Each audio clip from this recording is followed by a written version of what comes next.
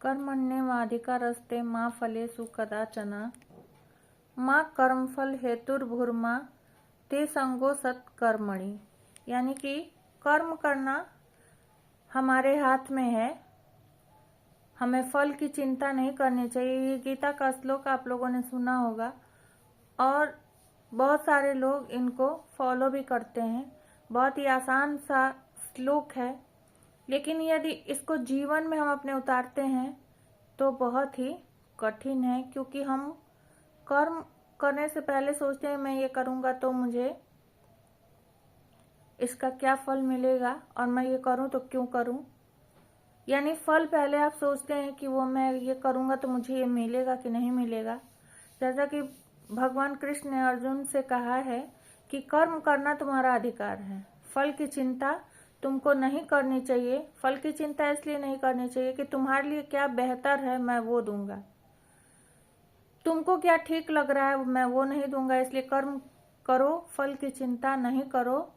कर्म जो है आप अपने पूरे मन से, बिना किसी लालच के, बिना किसी बेईमानी के करिए। मैं क्यों कह रही हूँ ये, इसलिए कि मेरे साथ कोइंसिडेंस बहुत सारे होते रहते हैं। एक बार, थोड़ी सी स्टोरी लंबी है, प्लीज आप लोग सुने जरूर इस स्टोरी को। एक बार मैं अपने हस्बैंड के साथ गई थी डॉक्टर के यहाँ दिखाने के लिए। तो मेरे हस्बैंड मुझे मंदिर पे बैठा करके और चले गए, उनको कुछ काम था। तो वहाँ पे एक लेडी बैठी थी, तो वो लेडी अकेले बैठी थी और रो रही थी। और मेरे पास मेरा बेटा था, छोटा था गोदी में, तो वो भी रो रहा था। तो मैं उसको चुप कराने के लिए ले करके थोड़ा टहल रही थी वहाँ पे। तो वो बहुत रो रही थी। फिर अचानक ही वो मेरे पास आकर के बोली कि मेरे घर से कुछ लोग आने वाले हैं और मेरी ननद, वहीं पे उसकी ननद रहती थी, मेरी ननद आने वाली हैं, तो वो आएंगी तो मैं अकेले रहूंगी तो मुझे वो बहुत डांटेंगी। जो भी है उसका अपना पर्सनल मैटर था।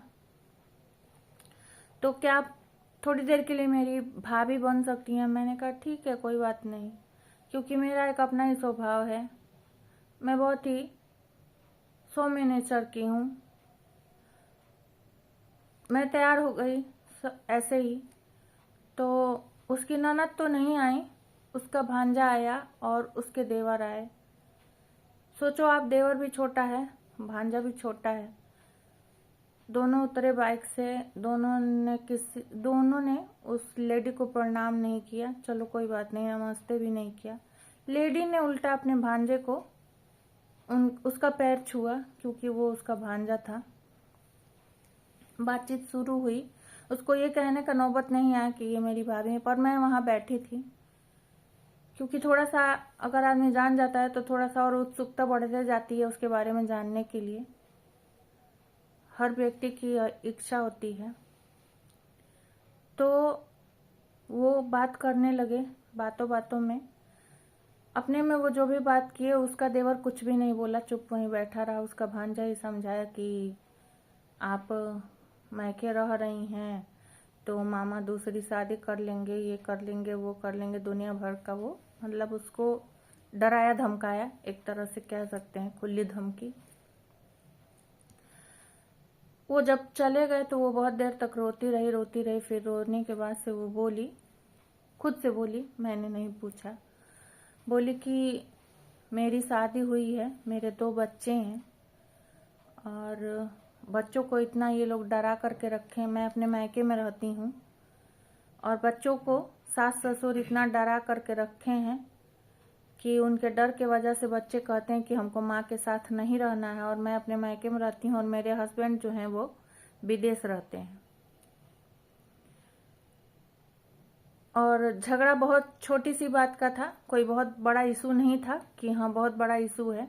झगड़ा किस बात का था कि वो रोटियां बनाई थी और सुबह में वो रोटियां बच गई थी, रोटियां थोड़ा ज़्यादा बच गई थी। सास ने कहा कि तुम बनाई हो तो तुम ही खाओगी, तुम ही सधाओगी, ये फेंकना नहीं चाहिए। उसके घर में गाय भी थी। आप सोचो, कह रही थी कि मतलब बहुत ज़्यादा नहीं, 5 रोटियां अधिक थी, वो चाहे रहते तो गाय भी खा सकती थी, क्योंकि गाय अगर हमारे घर के सदस्य है तो उसको भी खिलाना हमारा फर्ज है। तो लेडी ने क्या किया कि 3 रोटी अपने लिए रख लिया और 2 रोटी, 1 रोटी बच्चों को दे दिया। वो बच्चों को दे दिया तो उसके ससुर फ़ोन करके और उसके हस्बैंड के पास फ़ोन मिला दिया और बोलने लगे कि खाना टाइम से नहीं बना रही है, बच्चे बासी रोटी खा करके स्कूल जा रहे हैं। और तो उसने, उसके हस्बैंड ने उससे भी बात की तो उसने बताया कि नहीं, बस 5 रोटी अधिक था तो 3 मैंने अपने लिए रखा और 1-1 बच्चों को दे दिया। तो उसने कहा कि मैंने इतना ही बोला था, मेरे ससुर जी मेरे हाथ में से फ़ोन छीन लिए और डंडे से मुझे मारने लगे, गाली भी देने लगे कि तुम मेरे बेटे के सामने मुझे झूठा बना रही हो, मैं झूठ बोल रहा हूँ, तुम्हारे कहने का ये मतलब है कि मैं झूठ बोल रहा हूँ। लड़का भी पत्नी पे ही हावी हो गया कि तुम मेरे घर में कलेश डाल रही हो, तुम चली जाओ मेरे घर को छोड़ करके। और गुस्से में उसको घर से वो लोग बाहर कर दिए, वो मैके में रही। यहाँ तक तो मुझे उस टाइम पता था, लेकिन अभी कहीं से वो मेरा वीडियो देख करके उसको पता चला होगा।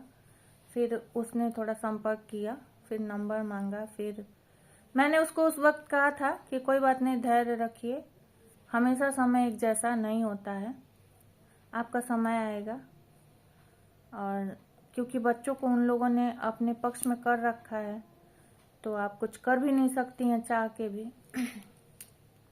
समय बीता जैसा भी बीता होगा, क्योंकि मैंने तो देखा नहीं, पर कुछ दिन पहले मेरी उससे बात हुई, उसने संपर्क किया, मेरे पास फ़ोन किया, बात हुई तो उसने कहा कि मेरे पति जो है, मैं 6-7 साल तक मायके में रही, बच्चों को मेरे पति आए और गुस्से में हॉस्टल में डाल दिए और ससुर जी को लकवा मार गया। देवर की शादी हो गई, देवर की शादी हुई तो देवर अपने परिवार और फैमिली को लेकर के, क्योंकि उसकी पत्नी भी आई तो बोली कि मैं इन लोग को बना करके नहीं खिलाऊंगी, क्योंकि उसकी सास जो है बहुत तेज थी। वो लेकर के उसको अपना चला गया, फैमिली से अलग हो गया, कहीं चले गए। फिर ये जो महाशय जी थे, ये भी विदेश, कोरोना में इनका जॉब छूट गया, ये घर आ गए थे, घर बैठ गए थे। इस वजह से भी देवर ने इनसे किनारा कर लिया कि अब ये तो कमा नहीं रहे हैं और पूरे परिवार की जिम्मेदारी जो है मेरे ऊपर आ जाएगी। तो वो अब उनको याद आई किसकी? अपने पत्नी की। पहले तो आपने अपने पत्नी का अपमान किया, पूरे परिवार को उसकी याद आई। फिर गए होंगे लोग, लाए होंगे लोग, जो भी हुआ होगा वो मुझे नहीं पता, कैसे आई कैसे नहीं आई। फिर उसने बोला कि मैं आई तो इन लोग की बहुत सेवा की, क्योंकि सास भी शायद किसी वजह से बीमार हो गई होंगी, बिस्तर पकड़ ली होंगी, और बच्चे भी मिले तो बहुत ज़्यादा दिनों के बाद, तो बहुत अच्छा लगा। पर मैं जो अपना दुख का दिन 7-8 साल अपने मायके में बिताई, वो मैं किससे कहने जाऊं। अभी मैं क्या करूं, आप मुझे बताइए, अभी मुझे क्या करना चाहिए? मुझे वहां जाना चाहिए या नहीं जाना चाहिए? अगर मैं जाती हूं तो मुझे वहां रहना चाहिए या नहीं रहना चाहिए?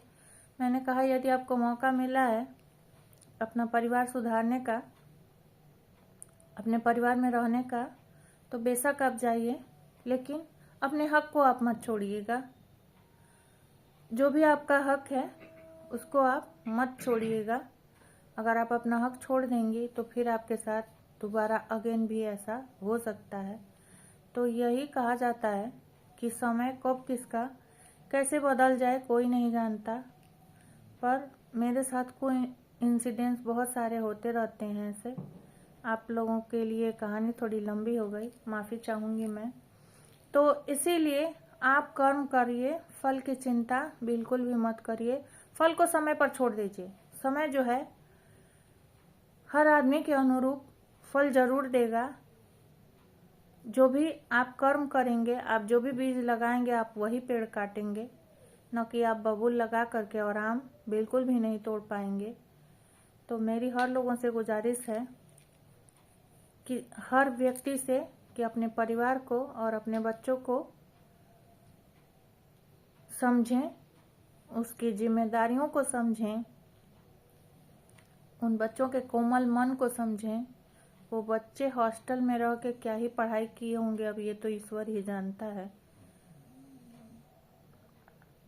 तो आप अपने कर्म जो हैं निष्काम भाव से करिए, बिना किसी फल की, बिना किसी लालच के आप अपने कर्म को करते रहिए।